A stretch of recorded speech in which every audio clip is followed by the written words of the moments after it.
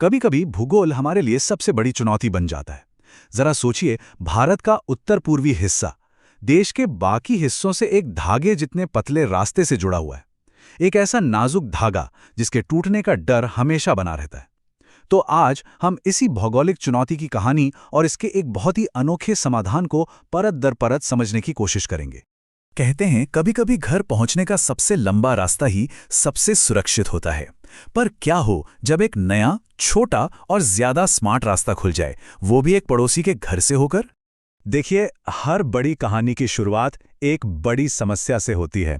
और हमारी कहानी की जो समस्या है उसका नाम है चिकन नेक, यानी सिलीगुड़ी कॉरिडोर। ये सिर्फ जमीन का एक टुकड़ा नहीं है, बल्कि करोड़ों लोगों की जिंदगी की एक पतली सी, सिर्फ 21 किलोमीटर चौड़ी लाइफलाइन है।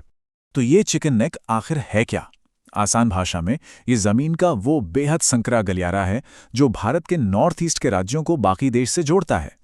कुछ जगहों पर तो इसकी चौड़ाई सिर्फ 21 किलोमीटर रह जाती है। सिर्फ 21 किलोमीटर! सोचिए, एक पूरा का पूरा इलाका सिर्फ इसी एक पतले से रास्ते पर निर्भर है। और यही निर्भरता भारत के लिए एक बहुत बड़ी रणनीतिक और आर्थिक कमजोरी बन जाती है। और इसी दशकों पुरानी चुनौती का एक बहुत ही महत्वाकांक्षी जवाब है Kaladan multi modal transit transport project. ये सिर्फ एक प्रोजेक्ट का नाम नहीं है, ये एक नया रास्ता है, एक नया वादा है जो नॉर्थ ईस्ट के लिए भूगोल को फिर से लिखने की हिम्मत रखता है। अब इसके नाम में एक शब्द है मल्टी मॉडल। इसका मतलब क्या है? इसका मतलब है कि ये कोई एक सीधी सादी सड़क नहीं है, बल्कि ये एक ऐसी यात्रा है जिसमें परिवहन के कई तरीके शामिल हैं। एक शानदार संगम है ये सफर 3 अलग-अलग हिस्सों में पूरा होता है। पहला हिस्सा समंदर के रास्ते, दूसरा नदी की लहरों पर और तीसरा जमीन पर सड़क के जरिए। तो चलिए, हम भी एक कंटेनर के साथ इस अनोखे सफर पर निकलते हैं। हमारी यात्रा शुरू होती है कोलकाता के बेहद व्यस्त बंदरगाह से। यहां हमारा कंटेनर एक बड़े जहाज पर लादा जाता है और फिर वो बंगाल की खाड़ी की लहरों को चीरता हुआ आगे बढ़ जाता है। इस समुद्री सफर का शुरुआती पॉइंट है भारत का कोलकाता पोर्ट और इसकी मंजिल है म्यांमार का सितवे पोर्ट। अब इसका सबसे बड़ा मकसद यह है कि बांग्लादेश के पूरे जमीनी रास्ते को बाईपास कर दिया जाए। ये एक ऐसा कदम है जो उस चिकन नेक पर हमारी निर्भरता को सीधी चुनौती देता है। तो जैसे ही सितवे पोर्ट पर विशाल समुद्री जहाज अपना लंगर डालता है, यहां से हमारी यात्रा का दूसरा और शायद सबसे दिलचस्प हिस्सा शुरू होता है। अब बड़े जहाज से माल उतारकर छोटी छोटी नावों में रखा जाता है।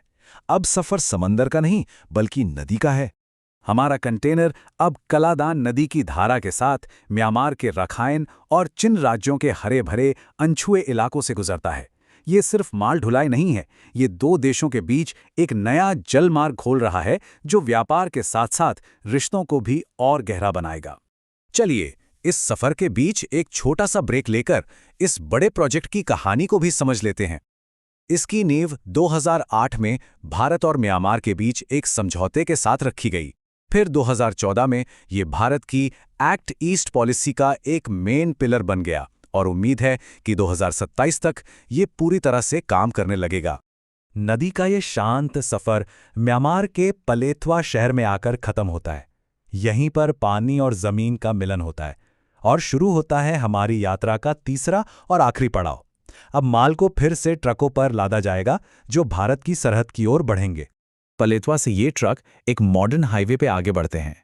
इनकी मंजिल है मिजोरम में भारत म्यांमार सीमा पर बसा जोरिनपुई। ये वही पॉइंट है जहां से ये सारा सामान भारत में दाखिल होता है और फिर यहां से आइजोल और नॉर्थ ईस्ट के बाकी हिस्सों तक बड़ी आसानी से पहुंच जाता है। तो समंदर, नदी और सड़क का ये सफर तो पूरा हुआ, लेकिन अब सबसे बड़ा सवाल खड़ा होता है, आखिर ये शॉर्टकट इतना जरूरी क्यों है? इसका असली रणनीतिक और आर्थिक फायदा क्या है? इस तुलना को देखिए, पूरी तस्वीर एकदम साफ हो जाती है। एक तरफ पुराना रास्ता जो लंबा, जाम से भरा और बेहद महंगा था, और दूसरी तरफ ये नया रास्ता जो छोटा, तेज और बहुत किफायती है। जहां पुराना रास्ता हमारी एक कमजोरी था, वहीं ये नया रास्ता एक रणनीतिक विकल्प है। ये सिर्फ एक रास्ता नहीं, क्षेत्रीय व्यापार का एक नया गेटवे है। और अब वो आंकड़े जो इस प्रोजेक्ट को एक असली गेम चेंजर बनाते हैं। कोलकाता से आइजोल तक सामान पहुंचाने में लगने वाला समय और खर्च दोनों में 50% से भी ज्यादा की कटौती। जरा सोचिए, एक व्यापारी के लिए, एक बिजनेस के लिए इसका क्या मतलब है। ये सिर्फ पैसा और समय बचाना नहीं है, ये तो व्यापार करने के पूरे तरीके को ही बदल देना है। तो संक्षेप में कहें तो इसके फायदे बहुत हैं। पहला, ये नॉर्थ ईस्ट के भौगोलिक अकेलेपन को खत्म करता है। दूसरा, सिलीगुड़ी कॉरिडोर पर हमारी निर्भरता को कम करता है। तीसरा, ये भारत की एक्ट ईस्ट पॉलिसी को जमीनी हकीकत में बदलता है। और सबसे जरूरी, ये इस पूरे इलाके के लिए आर्थिक विकास के नए दरवाजे खोलता है, जिससे नए उद्योग लग सकते हैं। लेकिन रुकिए, कहानी अभी खत्म नहीं हुई है। कलादान प्रोजेक्ट अपने आप में एक मंजिल नहीं है, बल्कि ये एक बहुत बड़ी तस्वीर का एक अहम हिस्सा है। एक ऐसी तस्वीर जो पूरे दक्षिण और दक्षिण पूर्व एशिया के नक्शे को ही बदल रही है।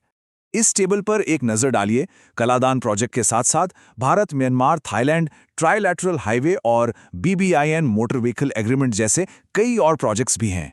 ये सब मिलकर कनेक्टिविटी का एक ऐसा जाल बुन रहे हैं जो आने वाले दशकों में इस पूरे क्षेत्र की अर्थव्यवस्था और भू राजनीति को एक नया आकार देने वाले हैं। तो आखिर में ये समझना सबसे जरूरी है कि कलादान प्रोजेक्ट सिर्फ कंक्रीट और स्टील का एक ढांचा नहीं है। ये असल में व्यापार, संस्कृति और सहयोग के पुल बनाने की एक कोशिश है। और ये सब हमें एक बहुत बड़े सवाल पर लाकर छोड़ देता है। जैसे जैसे व्यापार की ये नई धमनियां धड़कना शुरू करेंगी, एक आपस में जुड़े हुए दक्षिण और दक्षिण पूर्व एशिया का आर्थिक और रणनीतिक भविष्य आखिर कैसा दिखेगा? ये एक ऐसा सवाल है जिसका जवाब आने वाला वक्त ही लिखेगा।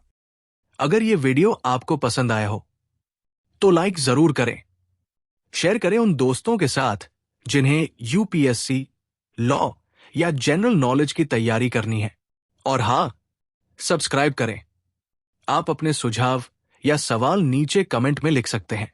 UPSC एंड कॉम्पिटिटिव एग्जाम की गाइडेंस या मेंटरशिप के लिए संपर्क करें।